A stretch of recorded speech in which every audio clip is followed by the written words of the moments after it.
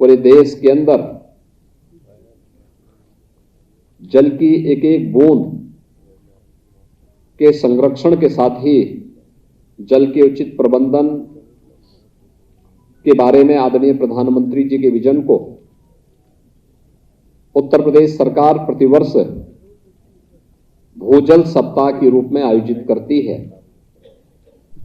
16 जुलाई से लेकर के 22 जुलाई के बीच में आयोजित हो रहे इस भूजल सप्ताह के दौरान 17 जुलाई को लखनऊ से 10 जनपदों की 550 ग्राम पंचायतों यानी 26 विकास खंड और 550 ग्राम पंचायतों के लिए भूजल रथ का शुभारंभ करने का भी अवसर मुझे प्राप्त हुआ और आज इस समापन समारोह में इस क्षेत्र में कार्य करने वाले विशिष्ट महानुभावों को सम्मानित करने का भी अवसर मुझे प्राप्त हुआ। मैं इस अवसर पर उन्हें बधाई देता हूं और भूजल के लिए कार्य करने वाले, जल संरक्षण उसके उचित प्रबंधन के लिए कार्य करने वाले उन सभी महानुभावों का जिन्होंने प्रत्यक्ष और अप्रत्यक्ष भागीदारी के माध्यम से इस कार्यक्रम को सफल बनाया है, उन सभी का मैं हृदय से अभिनंदन करता हूं। आप सबका मैं इस अवसर पर स्वागत करता हूं। हम सब जानते हैं कि जल है तो जीवन है और जल और जीवन के बीच की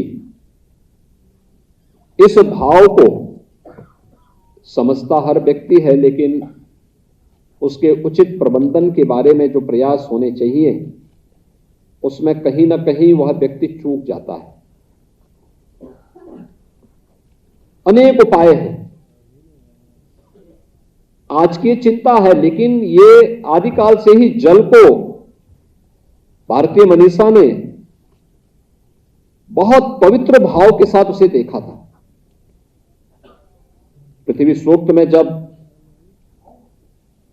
इस संपूर्ण ब्रह्मांड के कल्याण की बात होती है तो उसमें जल के भी कल्याण की बात निहित होती है, क्योंकि भारतीय मनीषा इस बात को जानती है कि जीव और जंतु सृष्टि की कल्पना इससे की ही नहीं जा सकती, इसके बगैर हो ही नहीं सकती है। और उस परिकल्पना को साकार करने के लिए जिस प्रकार के कार्यक्रम अलग अलग कालखंड में चले हैं वह हर व्यक्ति देखता है। हम सब जानते थे पहले से ही जल संरक्षण के लिए लोग पवित्र कार्य किस रूप में मानते थे, तालाब खुदवाने का काम करते थे। किसी व्यक्ति को अगर कोई लक्ष्य दिया गया आपको कोई पुण्य कार्य करना है तो वह कुआं खुदवाता था। उस समय पाइप पेयजल की स्कीम नहीं रही होगी, लोगों ने कुआं खुदवाने का कार्य प्रारंभ किया। नदियों में गंदगी न करने के लिए लोग प्रोत्साहित करते थे कि भाई गंदगी नहीं करना है।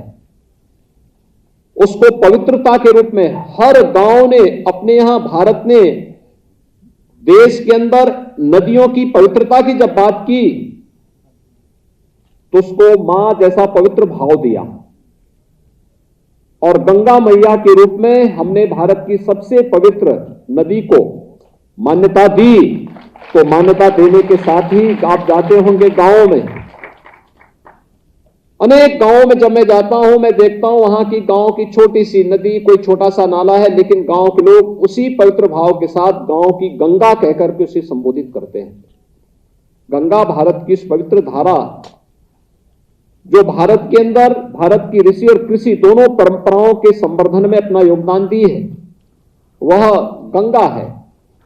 और गंगा का पवित्र नाम देकर के लोग जल संरक्षण के लिए अपनी प्रतिबद्धता को और उसकी पवित्रता को बनाए रखने के लिए सदैव कृत संकल्पित रहे हैं। लेकिन बीच के कालखंड में जो चूक हुई उसका खामियाजा मानवता को भुगतना पड़ा। और आज उसी भाव को लेकर के कैच द रेन जैसे अभियान आदरणीय प्रधानमंत्री जी की प्रेरणा से पूरे देश के अंदर प्रारंभ हुए,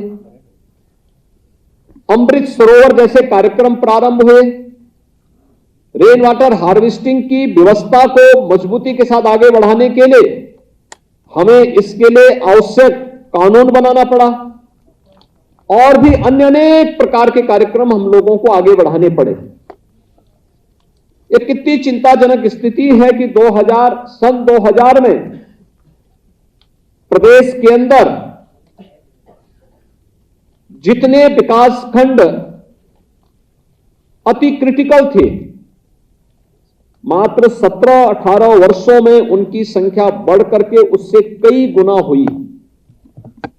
लेकिन विगत 4-5 वर्षों के अंदर जो अभियान प्रदेश के अंदर चले, उस अभियान के भी अच्छे परिणाम सामने आए, जिसमें अति क्रिटिकल से उन सामान्य उन विकास खंडों को सामान्य विकास खंडों में परिवर्तित करने में भी हमें मदद मिली। थोड़ा सा प्रयास हुआ तो वह देखते ही देखते उसमें परिवर्तन भी होता हुआ दिखाई दिया। जब प्रदेश की आबादी मात्र 6 करोड़ थी और आज प्रदेश की आबादी जब 25 करोड़ है, तो स्वाभाविक रूप से हमारी जो आवश्यकता है पेयजल की, सिंचाई की, अन्य औद्योगिक उत्पादन के लिए भी हम भूगर्भीय जल का अधिकाधिक इस्तेमाल करते हुए दिखाई दिए। लेकिन भूगर्भीय जल का स्थान, उसके संरक्षण के लिए किसी एक अभियान को हम उसके साथ जोड़ सकें, यह हमने अनिवार्यता नहीं कर पाए थे।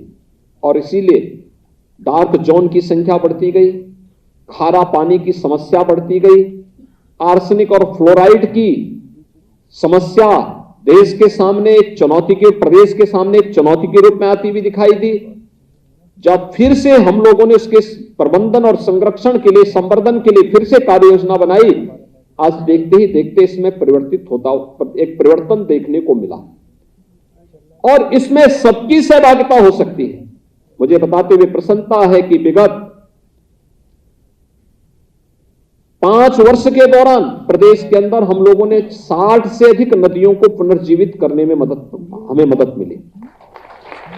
आप अनुमान कर सकते हैं, ये नदियां कभी उस क्षेत्र विशेष के लिए कृषि उत्पादन की वे सभी वहां पर रीढ़ रही होंगी, लेकिन एक समय में लापरवाही के कारण वे नदियां लुप्त प्राय सी हो गई थी। जन सहभागिता के माध्यम से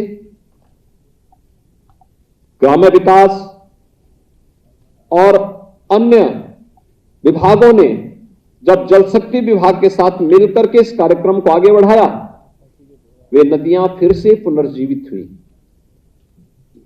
अमृत सरोवर बनाए जा रहे हैं। आदरणीय प्रधानमंत्री जी ने हम सबको एक आह्वान किया कि देश के अंदर आजादी की अमृत महोत्सव कार्यक्रम के साथ हम जुड़े हुए हैं और आजादी का अमृत महोत्सव देश मना रहा है। आजादी के अमृत महोत्सव का मतलब इस देश ने अपनी आजादी को प्राप्त किए हुए 75 वर्ष पूरा करने जा रहा है। जब हम आजादी के 75 वर्ष पूरे करेंगे, उस अवसर पर वर्तमान और भावी पीढ़ी को देने के लिए हमारे पास क्या है। अलग अलग क्षेत्र के लोग अलग अलग क्षेत्र में काम करते हुए अपने कर्तव्यों का निर्वहन ईमानदारी के साथ करते हुए दिखाई देंगे, तो परिणाम हमारे सामने भी है। और उन्होंने प्रदेश के ग्रामीण क्षेत्र में भी और शहरी क्षेत्र में कहा था कि हम क्या हर जनपद में, ग्रामीण क्षेत्र में भी और नगरीय क्षेत्रों में भी क्या 75 अमृत सरोवर बना पाएंगे। और मुझे प्रसन्नता है कि प्रदेश के अंदर अमृत सरोवर बनाने की प्रक्रिया तेजी के साथ आगे बढ़ी है और हम लोगों ने अब तक कई अमृत सरोवर उत्तर प्रदेश के अंदर बनाने में सफलता भी प्राप्त की है। ग्रामीण हो या शहरी क्षेत्र, दोनों में कार्य स्वतःस्फूर्त भाव के साथ होता हुआ दिखाई दिया। प्रदेश सरकार ने रेन वाटर हार्वेस्टिंग के लिए एक विशेष व्यवस्था दी। शहरी क्षेत्रों में अगर एक निश्चित क्षेत्रफल से बड़े आवास अगर बनाने हैं या कोई भी सरकारी भवन बनाना हो, तो रेन वाटर हार्वेस्टिंग की अनिवार्यता उसके लिए अनिवार्य कर दी गई। उत्तर प्रदेश यद्यपि प्रकृति और परमात्मा की कृपा से अत्यंत उर्वरा भूमि रखता है। और उर्वरा उत्तर प्रदेश की भूमि इसलिए है क्योंकि हमारे पास पर्याप्त मात्रा में जल संसाधन है। हमारे पास ग्राउंड वाटर भी है, हमारे पास सरफेस वाटर भी है। लेकिन जिस तेजी के साथ आबादी बढ़ी और जिस तेजी के साथ औद्योगिकीकरण हुआ और भूगर्भीय जल का दोहन हुआ, उस अनुपात में भूगर्भीय जल के संरक्षण और उसके संवर्धन के लिए जो कदम उठाए जाने चाहिए थे, बीच के कालखंड में उसमें बरती गई लापरवाही का खामियाजा भुगतना पड़ा। और उसका परिणाम था कि अनेक विकासखंड अतिदोहित की श्रेणी में आकर के डार्क जोन की श्रेणी में चले गए थे। आज उन्हें धीरे धीरे करके फिर सामान्य स्थिति में लाने की कार्रवाई की जा रही है। और 17 जुलाई को हम लोगों ने 10 जनपदों के, जिसमें बुंदेलखंड के 6 जनपद थे और पश्चिमी उत्तर प्रदेश के 4 जनपद थे, जिसमें मुजफ्फरनगर, शामली, मेरठ, बागपत, इनके 26 विकास खंडों के 550 ग्राम पंचायतों में जिस विशेष अभियान को आगे बढ़ाना था, जिसके लिए भूजल रथ यहां से प्रारंभ किए गए, वे वहां पे जन जागरूकता के इस विशेष अभियान के साथ जुड़े हुए हैं। और उस कार्यक्रम में अवेयरनेस के लिए एक कार्यक्रम वहां तक पहुंचाने के साथ साथ लोगों को जल के बूंद के संरक्षण के लिए प्रेरणा प्रदान कर रहे थे। अभी हमारे जल शक्ति मंत्री आपको यहां पर इसके बारे में अवगत करा रहे थे कि कैसे हमें खेत पर मेड़ और मेड़ पर पेड़ के इस भाव को आगे बढ़ाने के लिए कर रहे थे। वर्षा की एक एक बूंद पानी का और जल संरक्षण का, घर का पानी घर में और खेत का पानी खेत में, यानी कि पवित्र भाव के साथ अगर हर व्यक्ति इसको एक मिशन मोड पर लेकर के जल की एक एक बूंद की कीमत को समझने लग जाएगा, तो आने वाले समय में जीव सृष्टि के लिए, जंतु सृष्टि के लिए किसी भी प्रकार का संकट नहीं खड़ा होगा। और इस भाव के साथ हम सबको जुड़ना होगा। मेरा आह्वान होगा पूरे प्रदेश वासियों से कि जो आंदोलन, जो अभियान वर्तमान में एक एक बूंद जल की, जो हमारे पास पहले से भूगर्भीय जल है, इस भूगर्भीय जल को संरक्षित करने के लिए, सुरक्षित करने के लिए और इसकी उतनी ही मात्रा में उपयोग करें जितना आवश्यक है।